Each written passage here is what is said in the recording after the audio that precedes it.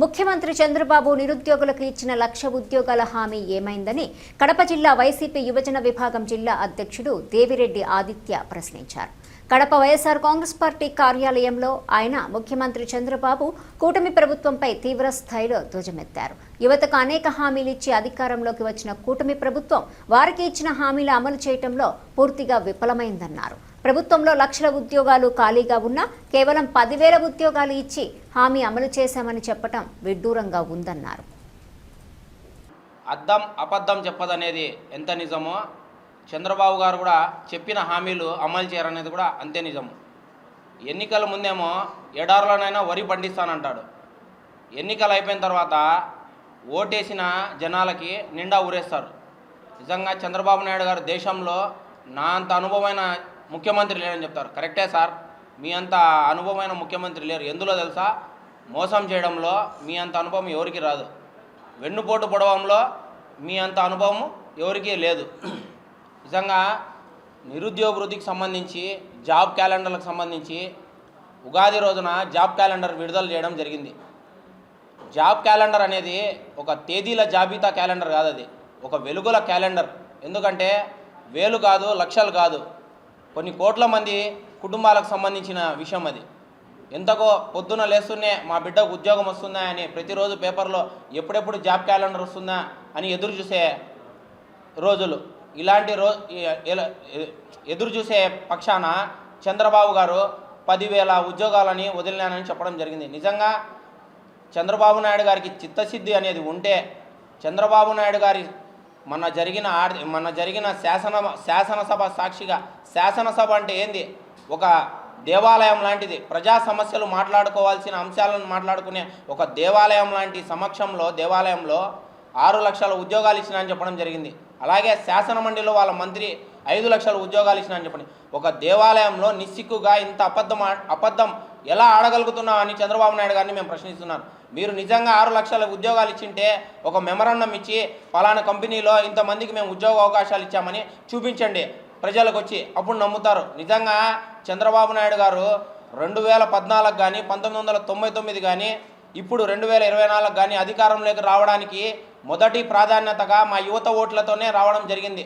ఎందుకంటే ప్రతి ఎన్నికల్లో కూడా ఆయన గెలిచిన ఎన్నికల్లో చూసుకుంటే నిరుద్యోగ భృతి అప్పట్లో 1000, తర్వాత 2000, తర్వాత 3000 ఇస్తా అని చెప్పండి. ఇంతవరకు ఏ సంవత్సరం కానీ నిరుద్యోగ భృతి ₹1 అంటే ₹1 ఆయన కేటాయించలేదు. నిజంగా నిరుద్యోగ భృతి అనేది నిరుద్యోగులకి భిక్ష కాదు, అది ప్రభుత్వం యొక్క బాధ్యత. నిరుద్యోగులకు అది ఒక హక్కు. ఎందుకంటే వాళ్ళు వేలు కాదు లక్షలు ఖర్చు పెట్టుకొని వాళ్ళ విద్యను అభ్యసించి పూర్తి చేసిన తర్వాత వాళ్ళకి మనము ఒక భరోసా ఇవ్వాలా. ఏ విధంగా అంటే ఉద్యోగం వచ్చే వరకు ఒక 2,000, ఒక 3,000 ఇస్తే వాళ్ళ ఆశలకు మనం తోడవుతాం. అలాంటి నిరుద్యోగ వృత్తిని ఇప్పుడు తొంగలోకి దొక్కాడు. ఏ ప్రభుత్వమైనా ప్రతి 5 సంవత్సరాల్లో 5 సార్లు బడ్జెట్ ప్రవేశపెడుతుంది. ఇప్పటికే 3 బడ్జెట్ అయిపోయింది. 3 బడ్జెట్లో ఇంతవరకు నిరుద్యోగ వృత్తికి ₹1 కేటాయించలేదు. అది పోగా గతంలో 2019 నుంచి 2024 వరకు మా జగన్మోహన్ రెడ్డి గారి ప్రభుత్వంలో 1 కాదు 2 కాదు 6,42,000 ఉద్యోగాలు ఇవ్వడం జరిగింది. దేశ చరిత్రలోనే ఏ ముఖ్యమంత్రి చేయని విధంగా ఒక్కసారి కదా, అది కూడా ఎన్నికలు అయిపోయిన 6 నెలలకే 1,36,000 సచివాలయం ఉద్యోగాలు ఒకే ఒక నోటిఫికేషన్తో. చంద్రబాబు నాయుడు లాగా 41 నోటిఫికేషన్లు 31 నోటిఫికేషన్లు కాదు, ఒక్క నోటిఫికేషన్తోనే 1,36,000 ఉద్యోగాలు ఇవ్వడం జరిగింది. దేశ చరిత్రలో ఏ ముఖ్యమంత్రి చేయలేదు, ఏ ప్రధానమంత్రి కూడా చేయలేదు. నిజంగా అంత మేము గర్వంగా చెప్పుకోవచ్చు మా నాయకుడు జగన్మోహన్ రెడ్డి గారని. మా నాయకుడు హయాంలో 6 లక్షల ఉద్యోగాలు, ప్రభుత్వ ఉద్యోగాలు, అవుట్సోర్సింగ్ ఉద్యోగాలు వస్తే చంద్రబాబు నాయుడు అధికారంలోకి వచ్చిన వెంటనే ఒక డిఎస్సి అని ప్రకటించింది. గతంలోనే మా జగన్మోహన్ రెడ్డి గారు 2024లోనే ఈ డిఎస్సి ప్రకటించడం జరిగింది. ఆ డిఎస్సినే తీసుకొని వచ్చి ఈయన ప్రకటించినట్టు ప్రజలని మభ్యపెడుతున్నారు. సరే, ఆ డిఎస్సినైనా సక్రమంగా జరిగినాయంటే లేదు, దాంట్లో కూడా అవకతవకలు. ఎంతోమంది దాంట్లో ఇబ్బంది పడి ఇప్పుడు ఉద్యోగానికి పోయి కూడా ఇబ్బంది పడిన పక్షాన మనం చూస్తున్నాం. ఇప్పుడు వదిలిన ఈ 10,000 ఉద్యోగాలు కూడా ఏ శాఖలో వదిలినారు, ఎన్ని వదిలినారు అనేది కూడా ఇప్పటి వరకు లేదు. అది కూడా 4 విడతల్లో అంట, 41 నోటిఫికేషన్లు అంట, డిసెంబర్ వరకు ప్రక్రియ సాగుతుందంట. అంటే ఇంకా వాళ్ళకి నోటిఫికేషన్ ఇచ్చేది ఎప్పుడు, వాళ్ళకి ఉద్యోగం ఇచ్చేది ఎప్పుడు? నిజంగా చంద్రబాబు నాయుడు ఇది కేవలం ఒక మోసపూరిత జాబ్ క్యాలెండరే నిజంగా యువతకు మంచి చేయాలనే ఉద్దేశం ఆయనకు లేదు.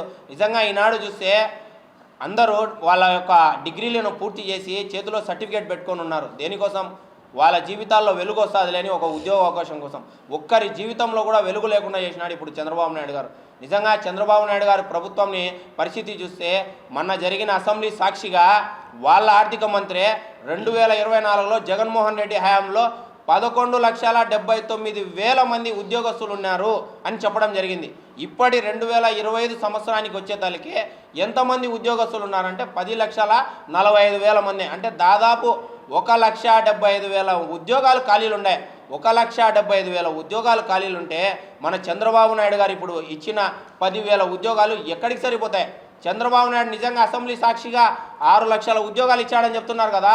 నిజంగా మీరు 6 లక్షల ఉద్యోగాలు ఇచ్చింటే ఒక ఉదాహరణ కాదు, మా గవర్నమెంట్లో మేము దాదాపు మద్యం సంబంధించిన షాపులలో 18,000 మందికి ఉపాధి ఇచ్చినాం అవుట్సోర్సింగ్ కింద.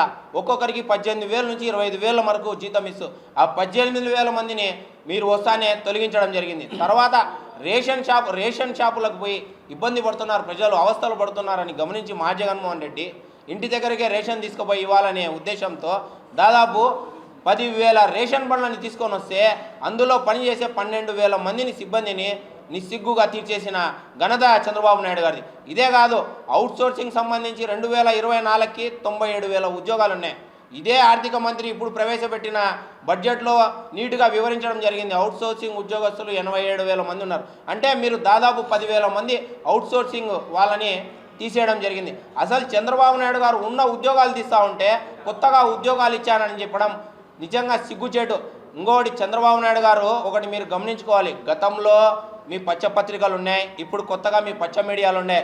ఓకే, మీ పచ్చ పత్రికల్లో మీడియాలో మీరు ఏం వేసినా ప్రజలు చూస్తారులే అనుకోవడం మీ అవివేకం. ఎందుకంటే ప్రతి ఒక్కరి దగ్గర ఒక సెల్ ఉంది.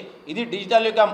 గతంలోకి ఇప్పటికీ తేడా ఏముందని ఆ సెల్లులో పోయి చాట్ జీపీటీలో కొట్టినా ఏఐలో కొట్టినా కూడా మీ చరిత్ర మా చరిత్ర బయటపడిపోతుంది. ప్రజలందరూ ఇప్పుడు బాగా తెలివిపరులు, ప్రజలందరూ గమనిస్తున్నారు నిజంగా ఎవరు మంచి చేశారు, ఎవరు ఉద్యోగ అవకాశాలు ఇచ్చారు, ఎవరు మోసం చేస్తున్నారని. దయచేసి మీరు నిరుద్యోగ వృత్తిని ఒక భిక్షలాగా భావించొద్దండి. అది మా హక్కు, యువత హక్కు. అది ఉద్యోగం వచ్చేంత వరకు మీరు వాళ్ళకి డబ్బులు కేటాయించాలా. ఇప్పటికే ఒక్కొక్కరికి మీరు చెప్పిన విధంగానే 20 లక్షల ఉద్యోగాలు వేసుకున్నా కూడా ఒక్కొక్కరికి 3,000 చొప్పులు వేసుకున్నా కూడా దాదాపు 21 నుంచి 22,000 కోట్ల రూపాయలు ఇప్పుడు మా నిరుద్యోగులకు మీరు బాకీ పడ్డారు. నిజంగా మా ఆంధ్రప్రదేశ్ యువత కన్నా రోడ్డెక్కితే మీ ప్రభుత్వం కూలిపోవడం ఖాయం. ఇప్పటికైనా కళ్ళు తెరుచుకొని నిరుద్యోగ బుద్ధి వెంటనే విడుదల చేయాలని, అలాగే ఖాళీలు ఉన్న ఉద్యోగానికి సంబంధించిన క్యాలెండర్ కూడా మరొకసారి మీరు విడుదల చేయాలని ఈ మీడియా మీకంగా మేము కోరుకుంటున్నాం.